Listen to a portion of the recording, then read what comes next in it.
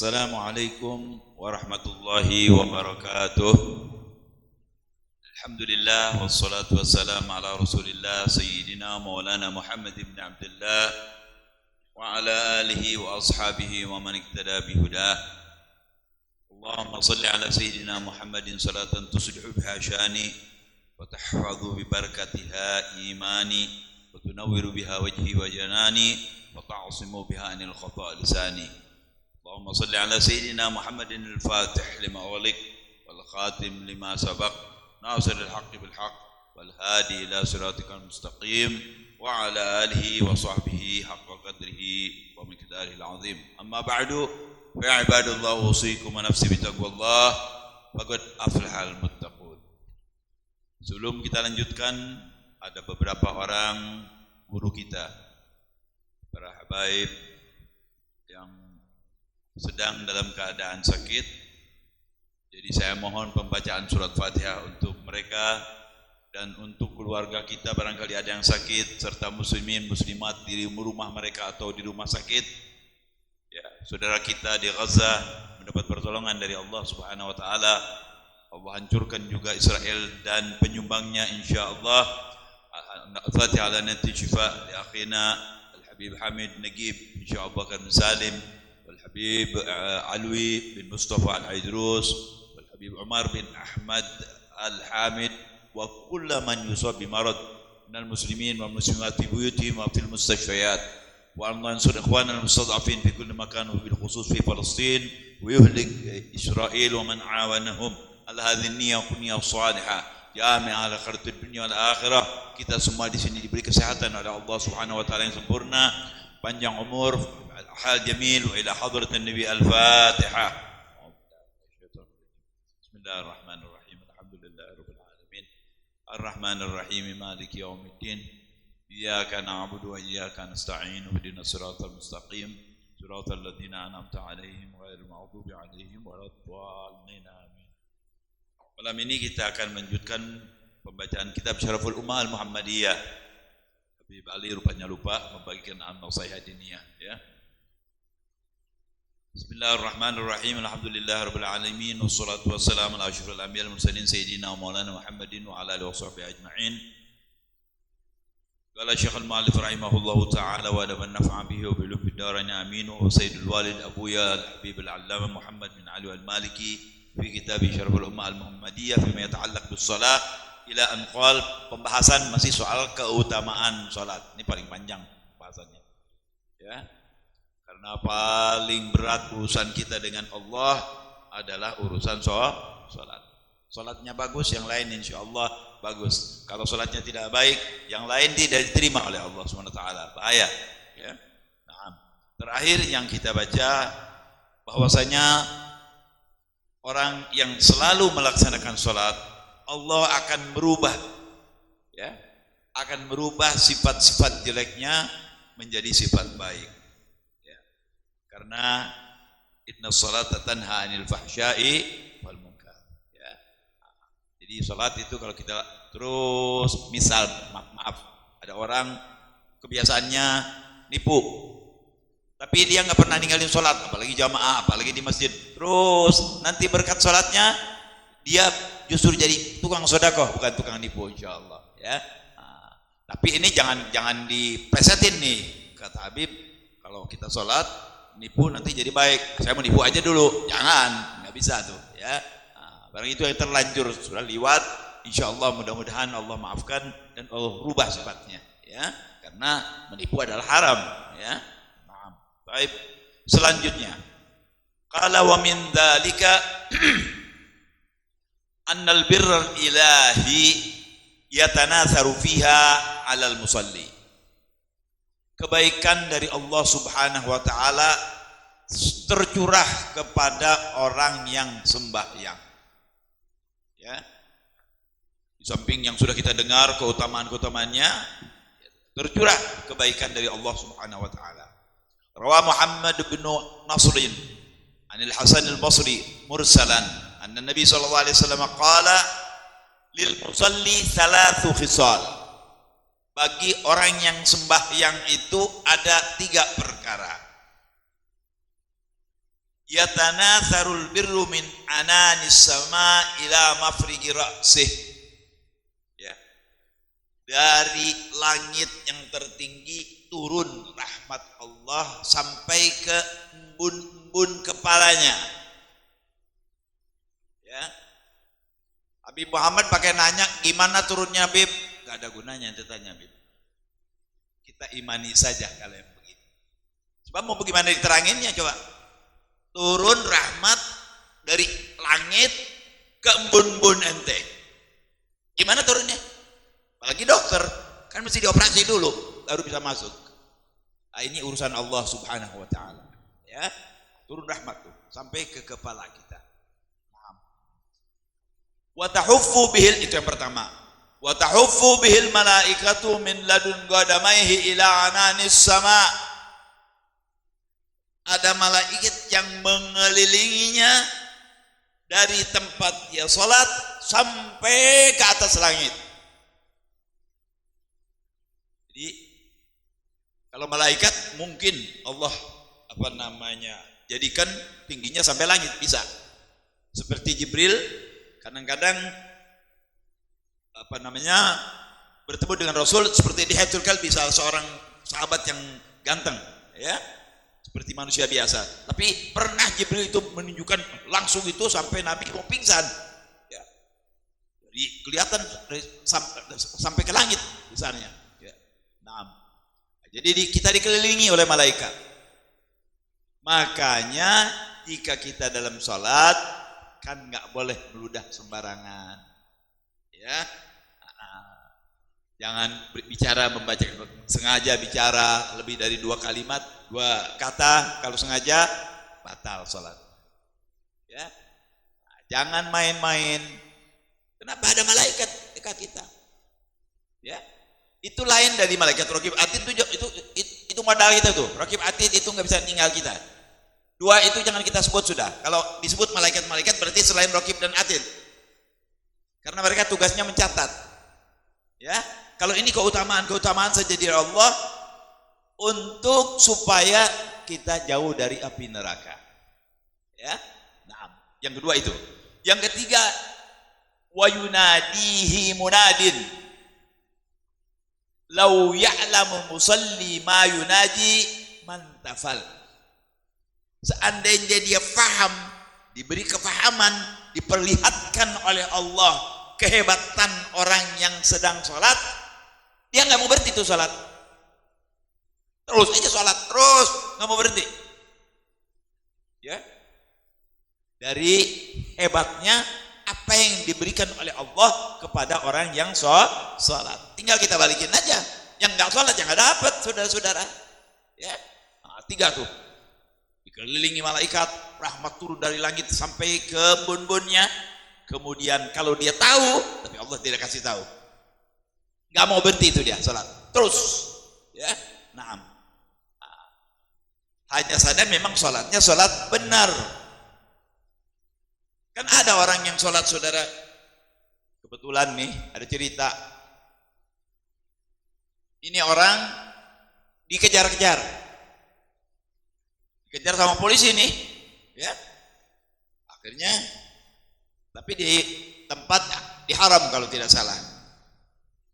Masuk dia ke masjid. Bukan kesalahan dia mencuri atau apa, mungkin ada kesalahan lain gitu ya, bukan yang berat. Dikejar masuk masjid.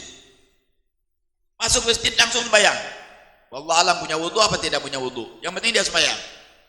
Nah, ini kan yang mau nangkep susah sembahyang. Ditunggu sama dia 2 rakaat bangun lagi, 2 rakaat bangun lagi, 2 rakaat, sampai polisinya bosan, ditinggal. Begitu dilihat polisinya nggak ada, dia keluar lagi. Itu namanya sholatnya bukan lillahi ta'ala, lil polisi. Nah, bukan itu ya. Nah, ini yang sholatnya lillahi ta'ala. Ya. Nah, baik. Qala wa min dzalika annal malaikata tusalli 'alal musalli ma dama fi musalla.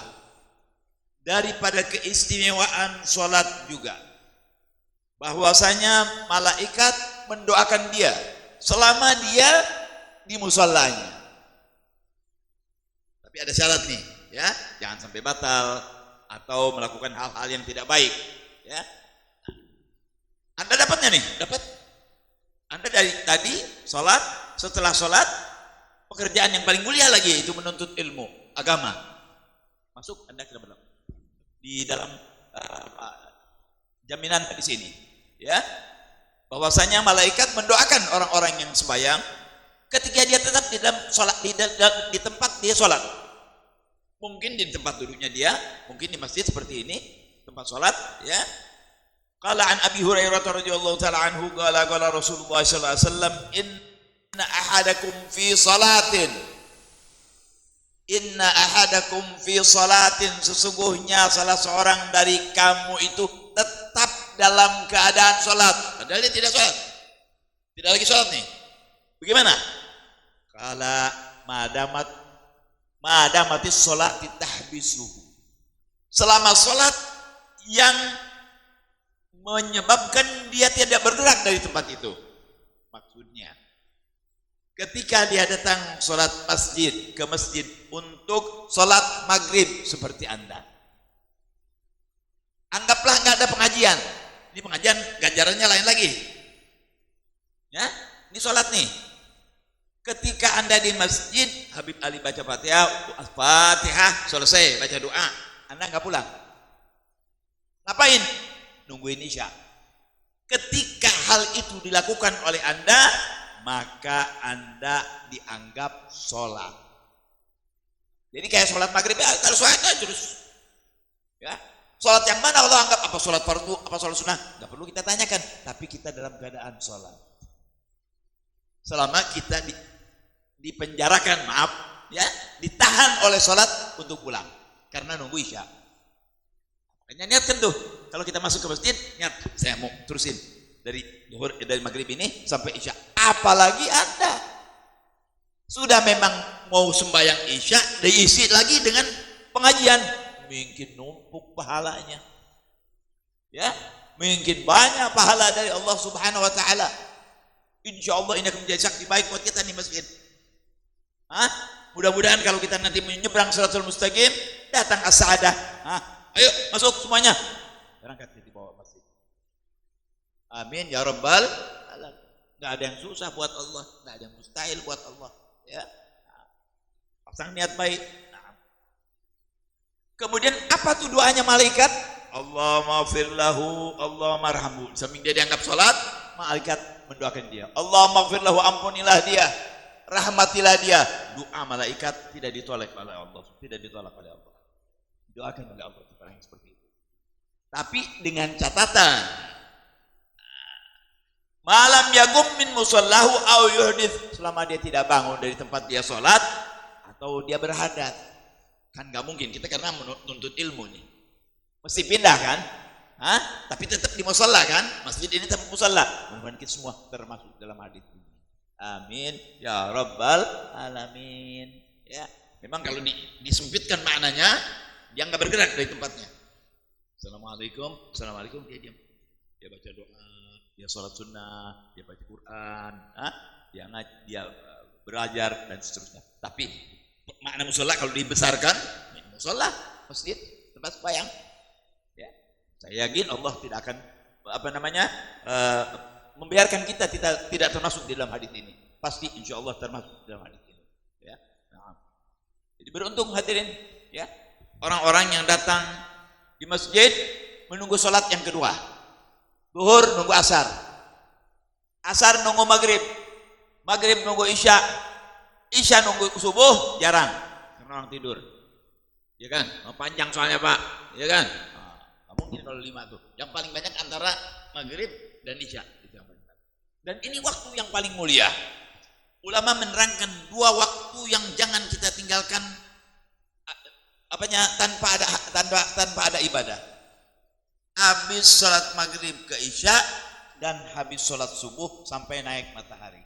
Itu jangan disia-siakan. Gunakan untuk ibadah. Jangan digunakan tidur. Jangan. Nanti pahala ente ngorok. Kalau digunakan tidur, pahalanya ngorok, gak ada apa-apanya. Jangan. Baca wiridan, baca Al-Quran, baca sholawat, baca istighfar. Kalau sudah naik matahari, bismillah, tidur. Dan saya pernah baca satu artikel bahwasanya dokter menerangkan orang-orang yang tidur sebelum naik matahari itu ada kejadian yang kurang baik buat mereka. Saya bukan dokter soalnya ya. Nah, jadi kalau mau tidur setelah naik matahari, silakan. Tapi dulu almarhum Walidi, beliau mengatakan ya waladi al-wahid liyargud ba'da salatus subuh, ya. Mayagum sa'ithnan bil-lail sammilu. Ya. Dulu ayah saya mengatakan kalau ada orang yang tidur habis subuh, bangunnya bukan jam 2 malam, suruh dipenjaling. Penjaling tuh kalau apa ya? Dipukul pakai rotan gitu.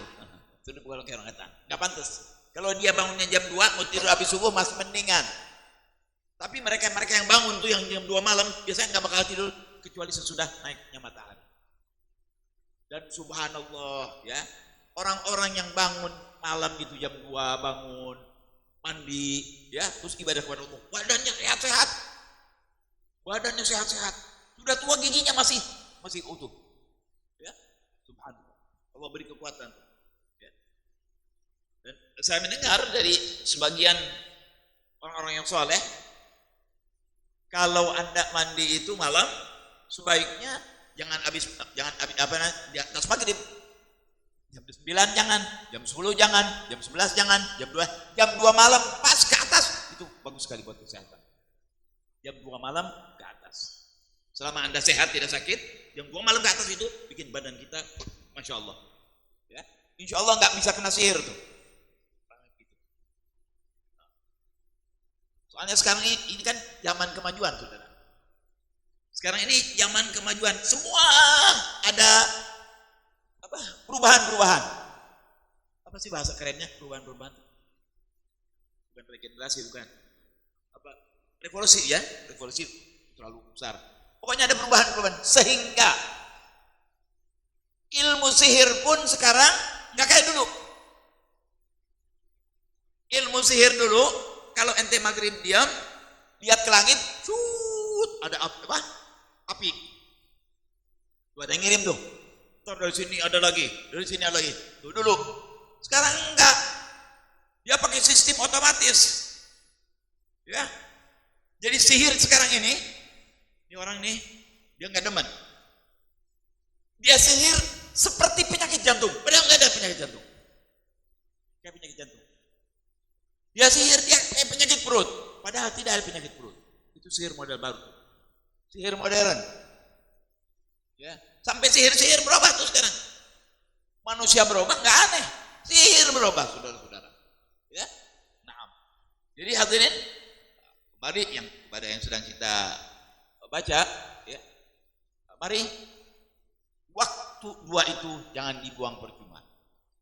Setelah subuh sampai naik matahari, sehabis maghrib sampai isya. Dan dulu kurang lebih ya 50 tahun yang lalu habis maghrib ke isya tuh anak-anak ngaji. Kalau sekarang anak-anak imma nonton, wa imma main handphone. Imma nonton, wa imma main handphone. Susah dilarangnya. Masih kecil-kecil 7 tahun, waduh udah kenal handphone. Kan di handphone itu kadang-kadang ada yang nggak sopan ditunjukkan. Rasulullah ya. Jadi lebih baik jangan dikasih handphone kalau belum agil anaknya. Jangan. Gak usah. Kalaupun terpaksa kasih yang dulu. Yang model dulu tuh, yang nggak ada apa-apanya. Yang ada WA nggak ada. Bisa telepon, bisa SMS pas. Itu barangkali masih mendingan. Tapi kalau seperti yang sekarang nih WA yang baru, yang Android, waduh, ayah. Ya. Tapi memang zaman maju seperti ini. Bagaimana kita menghadapinya? Ya dididik anak-anak kita. Kasih tahu anak-anak kita supaya paham bahaya-bahayanya. Ya. Sebelum merokok kasih tahu bahaya rokok begini. Tahu. Mudah-mudahan Allah jaga. Pergaulan bebas ini begini. Insya Allah dia tidak bergaul bebas. Kalau bukan orang tuanya, Anda jangan mengharap dari guru. Jangan. Gak bisa sekarang. Kadang-kadang sahib teman lebih dari guru. Guru bilang ente belok kanan, teman belok kiri, dia belok kiri. Iya anak sekarang kan begitu. Wah jagoan lagi anak sekarang. Jagoan. Guru dipukul. mukul. Dulu mana ada zaman saya anak mukul guru. Walaupun guru mukul, dulu guru mukul. Nggak ada hukuman apa-apa. Sekarang guru mukul bisa dituntut. Hah? Iya, apa tuh? Iya, di penjara.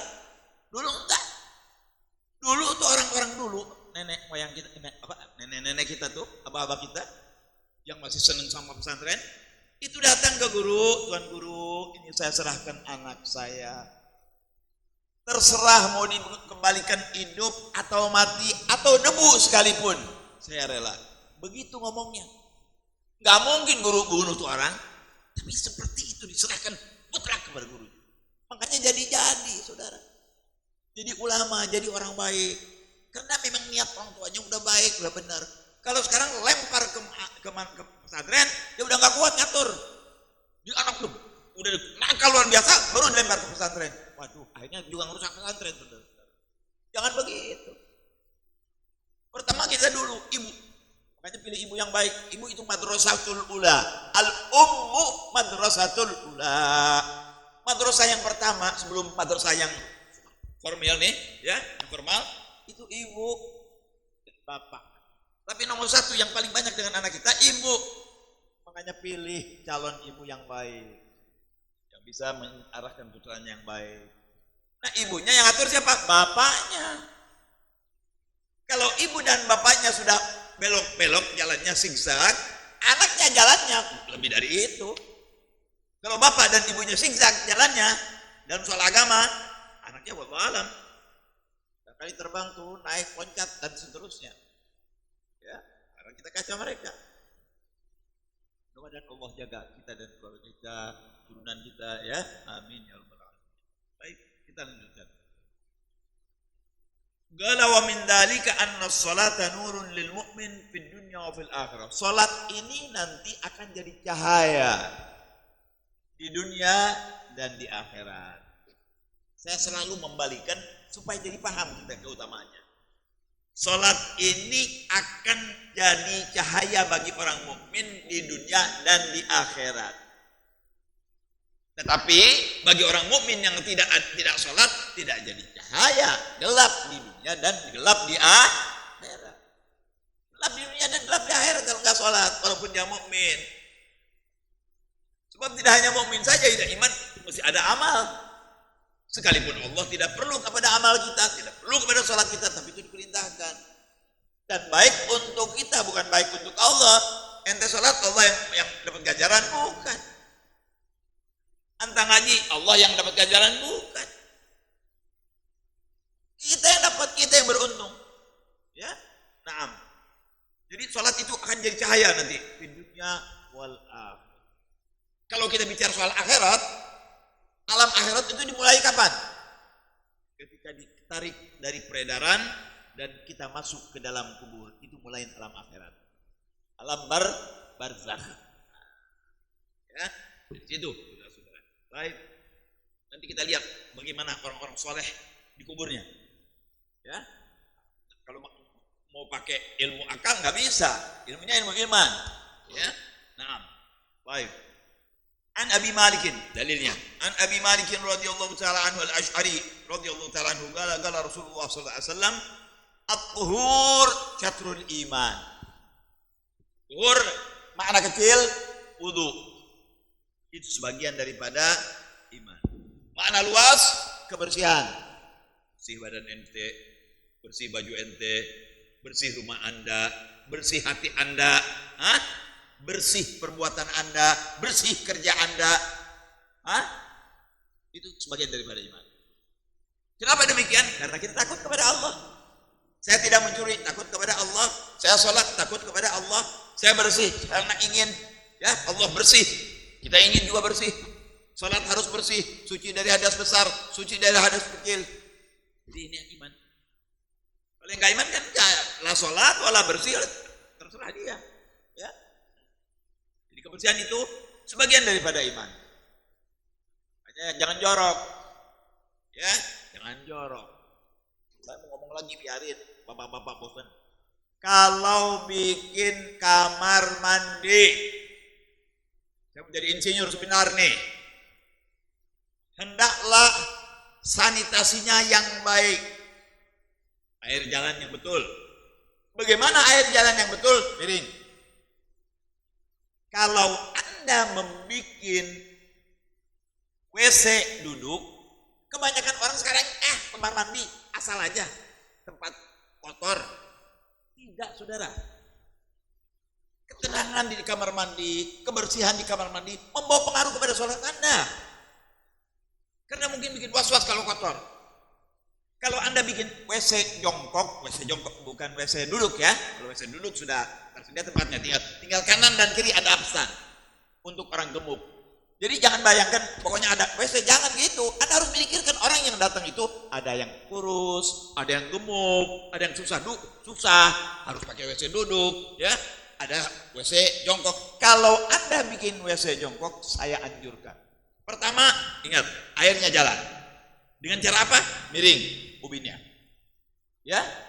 Buktinya apa? Anda tinggalkan sebentar kering. Ini benar. Berarti ini jalan airnya. Jangan sampai ngembang. Kenapa? Ada masalah. Loh, apa masalahnya Bib? Kalau di kamar mandi itu misalnya ada air yang mengenang. Kalau air itu najis, nyiprat lagi ke Anda. Anda bawa sholat Anda tidak sah. Itu masalahnya. Kalau kita bikin WC jongkok, kasih abstan ke belakang. 20 cm, minimal 20 cm. Kanannya juga begitu, kirinya juga begitu, biar orang yang gemuk bisa duduk. Kenapa? Orang kadang-kadang bikin WC pas-pasan. Duduk susah. Ujung-ujungnya saudara, maaf, di belakang ini kotoran semua. Kenapa? Yang nggak keburu, kena ke belakang dulu sebelum masuk WC. Kenapa? Nggak ada absen. Betul nggak? Kan ini orang nggak ada yang mikir di situ. Ya, saya dari pelatihan saya mikir, ini kalau begini. Alhamdulillah, ya, betul memang mesti ada absen supaya kalau orang mau berhajat bisa jatuh di tempatnya. Karena tidak semua orang yang berhajat bisa nahan, saudara. Kalau sudah Masya Allah 99,9% itu seperti bom atom keluar. Ya, minta maaf, betul kan begitu? Sama kayaknya sama saya ya. Tapi orang bawa tangan lain. Ya, sama saudara. Jadi itu kalau itu WC-nya jongkok, kasih absen ke belakang supaya nggak kotor tembok di belakang. Jadi jongkok juga gampang. Kanannya ada absen juga, kirinya ada absen dan airnya jalan. Airnya jalan dengan turun, ya, ada air yang mengalir, ya, ada pipe yang mengalir. Ya. Ini bukan ngeguruin insinyur, bukan. Ini secara dilihat secara ilmu ya. Baik, kita lanjutkan. Jadi kebersihan itu sebagian daripada iman. Banyak tuh, ya, panjang. Kalau diartikan secara luas, kalau secara kecil saja dengan sholat itu adalah wudhu, ya. Wa subhanallah walhamdulillah tamla'ani au tamla'u ma baina as-sama wal ard. Dalam sholat ada kan subhana rabbil a'la wa bihamdi sujud, subhana rabbil a'la wa bihamdi sujud. I'tidal pada ruku subhana rabbil azim wa bihamdi. Itu sama saja dengan ini subhanallah walhamdulillah. Ucapan subhanallah alhamdulillah tamla'ani ay tamla'u ma baina as-sama wal ard. Penuh tuh ganjarannya antara langit dan bumi. Kayak apa? Allah a'lam. Makanya bacaan-bacaan sholat yang sunnah jangan ditinggal. Kan sholat itu agwalun wa af'alun muftatahatun bitakbir wa muftatamun bitaslim. Sholat itu adalah ucapan-ucapan, gerakan-gerakan yang diawali dengan takbir, diakhiri dengan salam. Ucapan-ucapan di situ ada yang hukumnya wajib, ada yang hukumnya sunnah. Habib Muhammad nanya, Bib, kalau yang hukumnya wajib bagaimana? Wajib kedengaran kuping sendiri. Siapa-siapa yang sholat gak kedengaran kupingnya sendiri, walaupun sebagian tidak sah sholatnya. Awas, banyak orang yang sok khusyuk salah karena gak punya ilmu. Takbir nih, waduh, takbirnya hebat bener. Allah Akbarnya kemana? Gak kedengeran, gak sah. Harus alif sampai ro. Ketika kita mengucapkan niat harus kedengaran oleh kuping sendiri. Awas. Ini omongan saya kuping sendiri, bukan kuping orang lain. Secara apa? Dalam keadaan normal. Baik, umpamanya sebelahnya ada genset, kan keras suaranya. Jangan kan udah namanya genset, jangan. Biasa Anda baca misalnya nilai pembacaan Anda kedengaran dengan kuping sendiri 2. 2. Sekalipun ada genset, sekalipun ada kereta api, jangan dilawan kereta api. Allahu Akbar. Allahu Akbar. Waduh, mati orang saudara-saudara. Ya, nggak usah. Seperti biasanya aja. Tidak mengganggu orang lain, tidak menyusahkan Anda. Jadi harus kedengaran. Mana yang wajib? Takbiratul ihram wajib. Fatihah wajib. Tasyahud wajib. Salam wajib. Yang lain-lainnya doa iftitah sunnah. Anggaplah sholat 10.000. Dibaca semua Anda dapat $10.000. Rupiah, ya. $10.000 kalau sempurna itu sholat. Oke. Yang wajib $5.000. Mana tadi yang disebut tuh? Gerakan juga begitu. Gerakan juga ada yang wajib, ada yang sunnah. Angkat tangan sunnah, ruku wajib, iktidal wajib, sujud wajib. Gerakan itu duduk di antara sujud wajib. Ya, nah, baik. Nah hadirin, ketika yang sunnah kita baca, ganjarannya datang. Tadi saya bilang kalau Anda membaca melaksanakan gerakan-gerakan yang wajib, ya. Ada nggak gerakan yang sunnah tadi sudah saya sebutkan? Tahiyat awal itu sunnah. Tapi sunnahnya sunnah abad, kalau tinggal sayang sama dengan kunut dan isinya. Yang ditinggal. Setiap Anda meninggal, dikurangi dari 10.000. Meninggalkan itu sunnah yang disunahkan. Nggak kedengaran, nggak apa-apa kalau yang sunnah. Tapi nggak dapat ganjaran. Yang wajib kalau tidak kedengaran kuping bacaan sholat kita nggak sah sholatnya. Yang sunnah kalau ente kagak baca, kagak dapat ganjaran atau nggak kedengaran, nggak dapat ganjaran. Kedengeran oleh siapa? Kuping sendiri. Apalagi tidak dibaca, kosong sama sekali. Jadi baca semua. Yang wajib baca, yang sunnah baca, tapi jangan kayak ngajar orang. Keterlaluan kencengnya. Usolli fardhu dhuhri 4 rakaatin. Ini yang sini susah ngomong, karena itu terlalu kencang. Lillahi ta'ala Allahu Akbar kabira. Ya jangan. Kalau orang terganggu kena haram gak boleh. Yang normal aja. Yang kedengaran, makanya saya bilang yang kedengaran oleh kuping sendiri. Kalau itu di dalam sholat yang sirriyah, zuhur, asar dan zuhur dan asar. Kalau kita jadi makmum juga begitu. Jangan. Cukup itu kedengaran kan? Nggak usah terlalu keras-keras, ya. Nah, ingat nih. Jadi kita ini apa namanya istiturun saja ya. Apa namanya supaya lebih luas penerangannya, ya. Nah, ingetin tuh. Setiap kita sholat rukun-rukun baik itu gerakan ataupun ucapan yang wajib harus kedengaran kuping. Kalau tidak kedengaran kuping sendiri, tidak sah sholatnya. Baik. Tapi Muhammad bagi ngomong, Bim, kalau orangnya tuli bagaimana? Tuli dulu, nanti Anda kasih hukumnya. Orang tuli ya nggak apa-apa, saudara, perasaannya. Kalau orang itu tuli dengan perasaannya, urusan dia dengan Allah sudah, ya, karena nggak kedengaran. Jadi dia juga punya perasaan kan? Kalau nggak jangan kita kasih jangan terlalu keras. Bisa kasih tahu.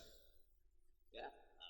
Jadi nggak ada jalan untuk meninggalkan tuh. Hati-hati, ya. Banyak orang saya lihat begitu. Usolli Allah pelan-pelan. Ya. Terus bacanya tidak kedengaran oleh iniannya sendiri. Bisa. Yang sunnah kalau nggak kedengaran nggak dapat ganjaran. Apalagi yang wajib. Itu kasar sholatnya. Diingat-ingat. Jarang orang yang mau menyindir soal-soal begini. Ini penting. Ini sangat penting. Ya.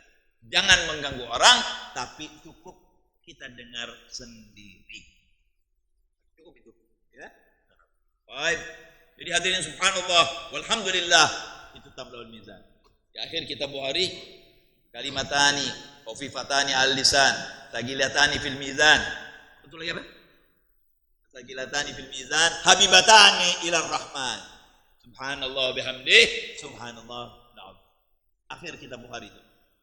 Dua kalimat mudah diucapkan, subhanallah bihamdih, subhanallah alazim. Thaqilatani fil mizan, berat timbangannya di sisi Allah. Bayangkan antara dunia ke langit. Dan dicintai oleh Allah. Mana? Subhanallah bihamdih, subhanallahil azim. Ayo ucapkan, subhanallah wa bihamdihi, subhanallahil azim. Subhanallah bihamdihi, subhanallahil azim. Subhanallah bihamdihi, subhanallahil azim. Apa harus subhanallah bihamdihi, subhanallahil azim? Subhanallah walhamdulillah wa la ilaha illallah wa akbar. Masuk? Hah? Apa yang ada subhanallah subhanallah kan banyak tuh. Tergantung, ya, tergantung kalimatnya. Dan di sini disebut subhanallah aja, ya. Nah, makanya sunnah-sunnah jangan ditinggal. Kan kita baca sunnah itu, subhana rabbil a'la wa bihamdi biar kedengeran. Subhana rabbil azim biar kedengeran. Takbir Allahu akbar. Takbir yang pertama tuh harus, ya. Takbir pindah mau dari umpamanya apa namanya? Dari diam ke ruku, Allahu akbar. Allahu akbar, Allahu akbar. Baca itu. Ganjaran itu, saudara-saudara, ya. Dan ngangkat tangan di dalam sholat, maaf, saya elemen kepikir, nggak apa-apa sedikit ya. Ngangkat tangan di dalam sholat itu disunahkan di 4 tempat, ya. Disunahkan di 4 tempat. Pertama, waktu takbiratul ihram, Allahu akbar. 1, sunnah. Yang kedua, waktu ruku, Allahu akbar, sunnah. Yang ketiga, waktu i'tidal, Allahu akbar. Berapa tuh? 3, ya. Nah, tapi takbiratul ihram hanya sholat rakaat pertama. Yang keempat, ketika bangun dari tasyahud awal itu kalau sholatnya lebih dari 2. Kalau sholatnya lebih dari 2. Kalau enggak biasa 3 aja. Di dalam setiap rakaat yang harus biasanya 2. Waktu qiyam, waktu rukuk, dan waktu i'tidal. Ada orang terus tiap kali Allahu akbar. Berarti Allahu akbar. Makruh. Jadi angkat tangan takbir di dalam sholat yang disunnah, ya, yang sunnah, ya. Ada 4 tempat, tapi kalau takbiratul ihram itu wajib ya. 1 waktu kita ruku, 1 lagi waktu i'tidal, kemudian 1 lagi waktu bangun dari tasyahud awal. 3, 4 dengan takbiratul ihram wajib. Ya. Awas hati-hati tuh, ya, jangan semuanya pakai Allahu akbar angkat tangan. Dia bangun dari rakaat yang pertama Allahu akbar lagi, enggak. Ya, enggak. Ya begitu. Hanya i'tidal dan ruku yang begitu, ya. Baik, kita lanjutkan. Jadi subhanallah walhamdulillah tamla'ani au tamla'u ma bainas sama wal ard. Wassalatu, akhir hadis ini, wassalatu nurun. Salat itu cahaya. Salat itu cahaya, bukan nurun bahasa Melayu. Kalau nurun bahasa Melayu, turun dari atas ke bawah, nurun. Dari bapak nggak sholat, nurun ke anak. Ya, maaf ya. Ya, sholat nur, jadi cahaya nanti. Berarti orang yang nggak sholat gelap, saudara. Di mana gelapnya? Di dunia udah gelap. Di dunia dia udah salah jalan. Dan orang-orang ente boleh lihat. Orang berwudu dengan orang yang tidak berwudu, walaupun tidak ganteng, cahayanya lain. Allah kasih itu bekas wudu tuh cahayanya lain. Apalagi orang-orang yang suka sholat dengan memakai parutan. Lebih kelihatan benar sholatnya. Kenapa pakai parutan? Ininya sampai hitam. Kenapa? Digosok-gosok kalau biar kelihatan. Kelihatan sholat. usah sholat, nggak usah begitu, tekan-tekan nggak usah. Nanti cahaya keluar sendiri dari Allah. Nggak perlu digituin, nggak perlu ada tanda di sini, nggak perlu. Coba kalau ada tanda di sini, maaf, kalau yang memang asli, oke. Kalau yang tidak asli kan ria, ya kan? Ada tuh orang yang seneng itu, gosok-gosok itu, supaya jadi ada itu. Wah, sholat. Gak tahu tukang nipu, saudara-saudara. Ya, sallallahu ya. Jadi jangan, nggak perlu, biasa aja sholat. Asal nilai batasannya sujud itu, kalau kita taruh kapas itu taruh kita begini, dia ngempes, berarti sujud Anda benar. Kalau tuh kapas tetap aja berarti Anda nggak sujud, semi sujud namanya. Ya, ibu-ibu habis pakai make up bagus, takut mukanya berubah, sujudnya pelan sekali. Awas bu, nggak sah tuh nanti, jangan. Ya, harus ada tekanan sedikit.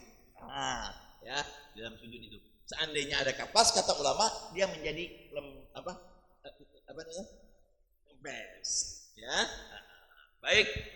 Qala fahiya nurun lil musalli fi qalbihi.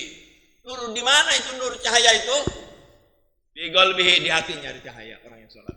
Terus wa basirati, dari jiwanya, hatinya. Terus basirati itu cara melihat masalah yang ada di depan dia, ada cahaya. Dan yang terakhir kapan? Wa agluhu, dari akalnya ada cahayanya. Apa lagi? Wa wajhuhu.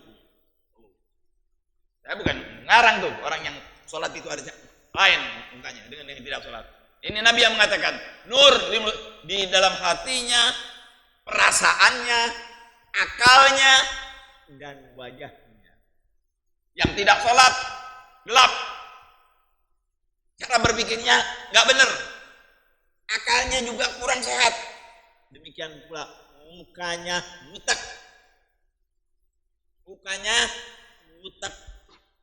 orang Sunda bilang melengkung mukanya.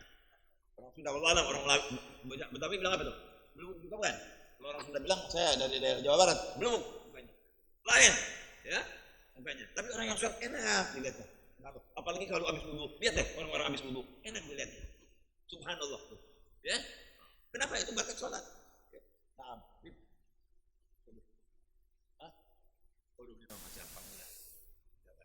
ya. Jadi mari saudara perbanyak sholat maksudnya sholat sunnah setelah sholat fardu. Tapi bagaimana caranya saya kepengen anak istri saya juga ikut jamaah, sebab saya dengar jamaah itu 27 kali. Bagaimana caranya? Sementara kalau umpamanya dia keluar rumah repot, jadi biar di rumah saja boleh. Anda setelah di masjid, ibu jangan sholat dulu. Setelah sholat di masjid, selesai sholat sunnah apa, pulang ke rumah, sholat lagi. Namanya sholat ibadah. Dia bentuknya sama seperti fardu, itu sholinya seperti fardu, tapi hukumnya sunnah. Bapak jadi imam, ibu jadi makmum, boleh. Habis sholat subuh pulang ke rumah, usolli fardhu subhi. Kau usah bilang adatan, kau usah. Usolli fardhu subhi, fardhu subhi imaman, Allahu akbar, boleh.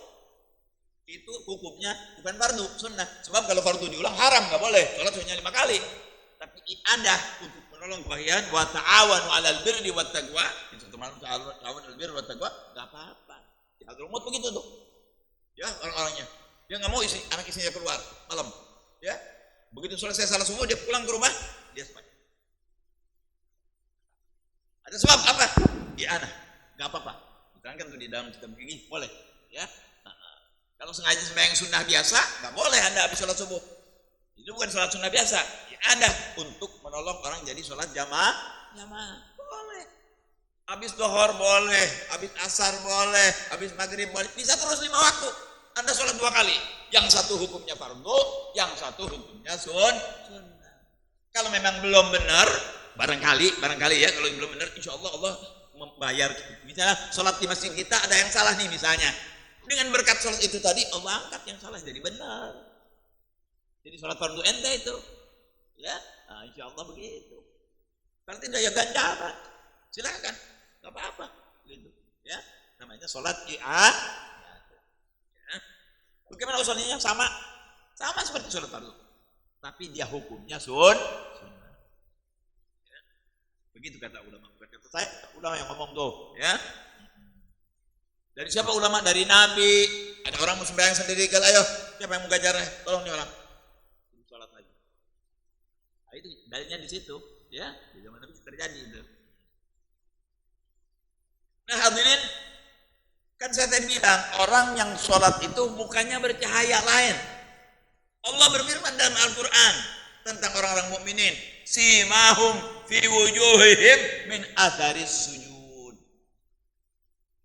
Ya, bentuk-bentuk wajah mereka terlihat wajah-wajah mereka orang mukminin itu. Simahum min wujuhihim min atharis, kelihatan bekas sujud di mukanya. Orang kalau suka sujud kepada Allah kelihatan di mukanya. Tapi kalau nggak suka sujud lain. Biar ganteng, biar putih, kalau nggak sujud lain. Bahkan nih, ya, saya pernah dengar nih. Mungkin yang lain-lain juga pernah dengar. Air yang dibacain Al-Quran, dibaca-bacaan, ya, doa, itu diperiksa oleh orang Jepang lain dengan air yang tidak dibacain. Gimana nih? Apa urusannya nih bacaan dengan air? Oke, kalau kita baca air biasa, pakai teh, jadi teh, air teh, pakai teh. Manis, pakai gula atau pakai madu. Ini enggak dibacain. Bismillahirrahmanirrahim. Ya Allah, mudah-mudahan air ini menjadi penyembuh buat yang sakit. Dengan berkah Allahumma sholli ala sayyidina Muhammad wa ala sayyidina Muhammad, dengan berkah Fatihah. Bismillahirrahmanirrahim. Amin. Tapi sembuh. Dan ketika diperiksa lain katanya itu. Ada apanya yang terjadi? Allahu a'lam. Itu secara ilmiah mereka lihat. Bisa begitu, saudara. Bisa begitu. Itu pengaruhnya kepada air yang di luar badan kita. Balikin oleh kita. Bagaimana dengan pengaruh sholat kepada badan kita sendiri? Banyak sekali ini yang dijalankan. Jadi bercahaya, ya, hati kita bercahaya, cara berpikir kita lain, akal kita juga begitu, ya. Masya Allah, penuh dengan, yakni sholat ini penuh dengan keberkahan, penuh dengan segala kebaikan.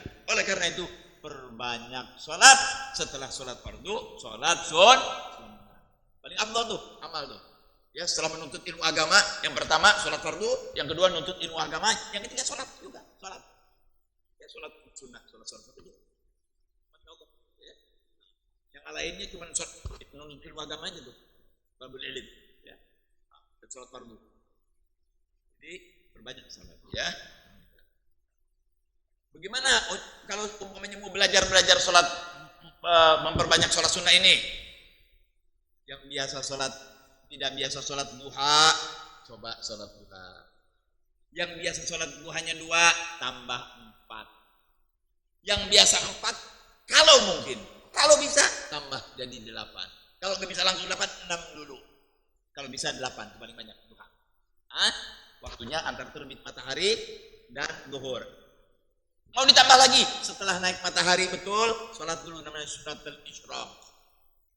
Masuk, tambah 2. Sama sholat duha 4, 6. Ya, sebelum zuhur biasa 2. Kalau mau lebih hemat, ada nanti di sini ada.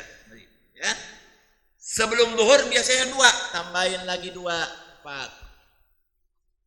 Sesudah zuhur biasanya 2. Itu ba'diyah. Tambahin lagi 2, 4. Masya Allah, nanti kita lihat ganjarannya. Jadi, saya ulangin ya. Isyraq nanti dulu deh. Duha 4. Pegang 4. Sebelum zuhur 4. Berapa? 8. Habis zuhur 4. 12. Sebelum asar 4. Itu khusus rahmat tuh. Sembahyang sebelum asar 4 rakaat langsung. 2 boleh, tapi langsung aja biasanya kebanyakan. 2 yuk nggak apa-apa. Itu juga Masya Allah. Udah berapa tuh? 16. Ada yang sembahyang sebelum maghrib 2. Bismillah. 18. Sebelum isya 2. 20. Habis isya jangan 2, 4. 24 kali sekian dihitung-hitung komputer mati, nggak kuat. Dari banyaknya ganjaran. Belum lagi sholat fardunya. Lohor, asar, maghrib, isya, subuh. Jangan dibilangin deh tuh. Kayak apa tuh? Ini yang disebut baru yang fardu-fardu nih. Tambahin lagi yang sunnah. Waduh, malaikat bingung nyatetnya. Oh, susah. Baru mau nyatet, udah berangkat lagi. Udah sholat lagi. Belum selesai nulis, sholat lagi. Belum selesai nulis, sholat lagi. Waduh, pokoknya lebih ya nanti. Insya Allah timbangannya ngegubrak. Buang nanti. Ditimbangnya. Dari saking banyaknya kebaikan. Ya, mudah-mudahan kita bisa itu. Tapi jangan maksa. Kalau maksa, nggak lama. Jangan maksa, jangan terus banyak. Nggak bisa minta anak 4, yang sini aja 4, sana 2, nggak apa-apa. Saya bisa di dohor sebelum dohor 4, habis dohor 2, nggak apa-apa. Nggak bisa, ya nggak apa-apa, jangan ditinggal yang 2. Jangan gara-gara omongan saya yang biasa kita kerjain ditinggalin, jangan. Nggak bisa 8, 4, nggak bisa 4, 2, nggak bisa 2. Kagak sholat namanya. Sholat dong. Ya, kalau yang fardu nggak usah ditawar, saya nggak usah ngomong. Bahaya buat kita kalau nggak dijalanin. Ya, jadi semua tambahan-tambahan tuh. Ya, kayak ngaji ini, ya kan? Jam sekian sampai jam sekian. Isya selesai. Ini sekarang isya nih selesai. Memang itu waktunya. Nah, seperti ini berapa menit? Ini 8 rakaat. Udah 8 rakaat nih udah. Ya, mudah-mudahan ada manfaatnya. Ya, mudah-mudahan bisa kita amalkan dan diterima amal kita oleh Allah Subhanahu wa taala. Ikhlaskan kepada Allah Subhanahu wa taala. Ingat ya, bacaan sholat yang wajib harus kedengaran kuping, jangan menunggu orang, tapi ya yang sunnah kalau kita tidak baca tidak dapat ganjaran, dan kalau tidak kedengaran juga tidak dapat ganjaran, harus kedengaran. Ya, mudah-mudahan Allah memberikan ilmu yang bermanfaat kepada kita sekalian. Amin ya rabbal alamin.